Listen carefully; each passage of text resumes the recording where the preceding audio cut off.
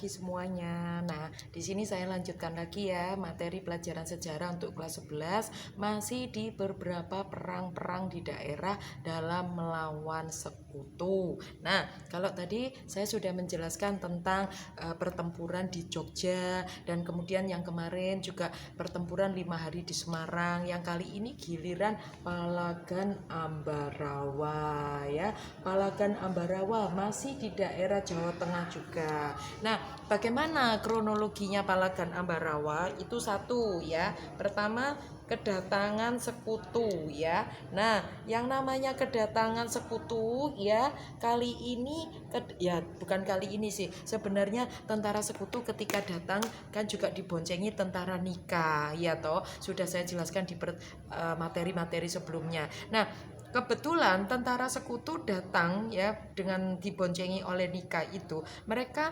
melakukan berbagai kerusuhan-kerusuhan. Antara lain apa?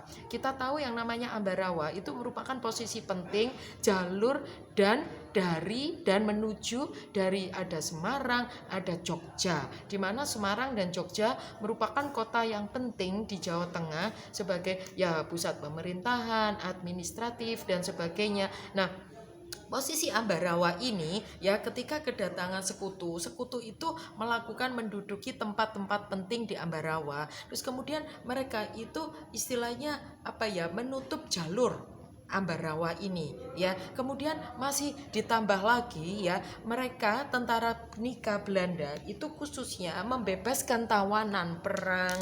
Jadi yang kedua ya tentara Nika tadi ya membebaskan tawanan perang. Ya, tawanan perang siapa? Di sini membebaskan istilahnya tentara-tentara Belanda ya, yang ditawan oleh Jepang.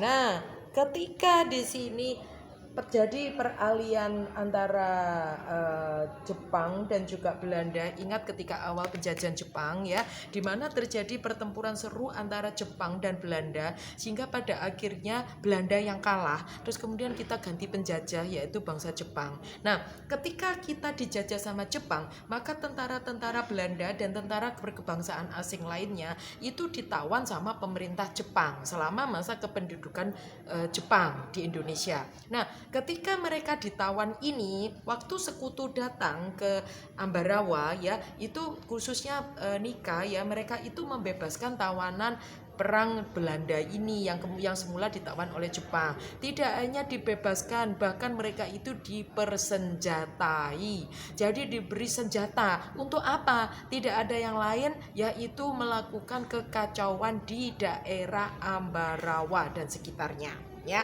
karena prajuritnya sekutu dan Nika itu semakin besar ya dengan adanya ditambah dengan prajurit yang tawanan yang tadi dibebaskan itu dan dipersenjatai, mereka bikin kekacauan di daerah Ambarawa.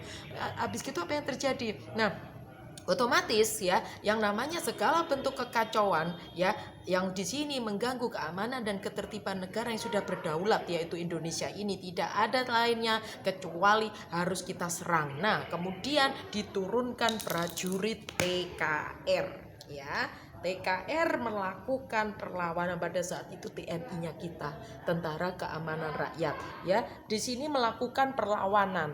Melakukan perlawanan itu di sini terjadi istilahnya pertempuran seru antara tentara Indonesia dengan tentara sekutu, ya kan? Nah, tetapi sayangnya ya di sini waktu itu posisi TKR hampir terdesak. Ya, hampir terdesak ya karena kekuatan sekutu pada saat itu secara jumlah dan juga secara strategi, apalagi ditambah yang namanya Palagan Ambarawa tadi kan diblokade. Jadi itu istilahnya mengurangi ruang geraknya tentara TKR dalam menghadapi sekutu ya kan. Nah, terus kemudian apa yang terjadi? Tidak tanggung-tanggung pemerintah pusat kemudian menurunkan Jenderal Sudirman ya. Jadi diturunkan Jenderal Sudirman sebagai pemimpin tertinggi TKR juga ya. Di situ juga yang namanya beliau ini terkenal akan ahli strategi perang ya, ahli strategi perang.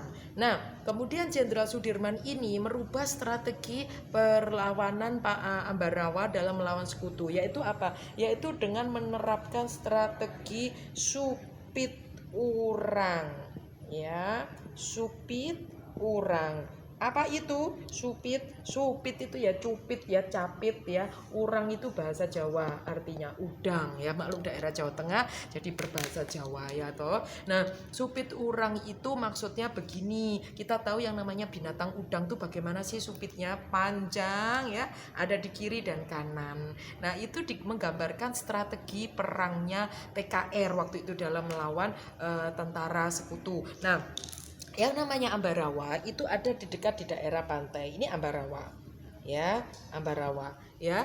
Terus kemudian yang namanya TKR itu melakukan blokade, gitu loh. Ini loh yang namanya supit urangnya, ya. Ini loh yang namanya supit urangnya. Jadi sepanjang pantai timur dan pantai barat itu dikepung sama TKR. Gitu ya. Nah, apa yang terjadi? Jadi di tengah-tengah sinilah kecepit sekutu, ya, yang kecepit sekutu. Nah, akhirnya bagaimana? Kita masih ada tambahannya lagi ya, karena kita berhasil mengapit kiri dan kanannya sepanjang pantai, terus masih harus ditambah dengan kekuatan prajurit dari daerah-daerah yang lain. Mau tidak mau kalau terjadi baku tembak yang di tengah yaitu sekutu ini, semakin lama orangnya semakin habis, dia nggak bisa kemana-mana karena sudah terkepung sama TKR ya toh. Nah, kalau toh dia itu melakukan istilahnya baku tembak, itu dia hanya posisi bertahan karena posisinya dia sudah terjepit sama tentara TKR di sepanjang kiri dan kanan pantai Ambarawa. Akhirnya bagaimana bisa kita prediksikan bahwa yang namanya tentara TKR berhasil memenangkan pertempuran dan akhirnya Ambarawa bisa berhasil kita bebaskan dari sekutu. Ya, nah demikian adalah perang atau Palagan. Jadi Palagan itu artinya perang, materi tentang Palagan Ambarawa. Nah, kita akan ketemu di materi pertempuran-pertempuran yang berikutnya. Terima kasih.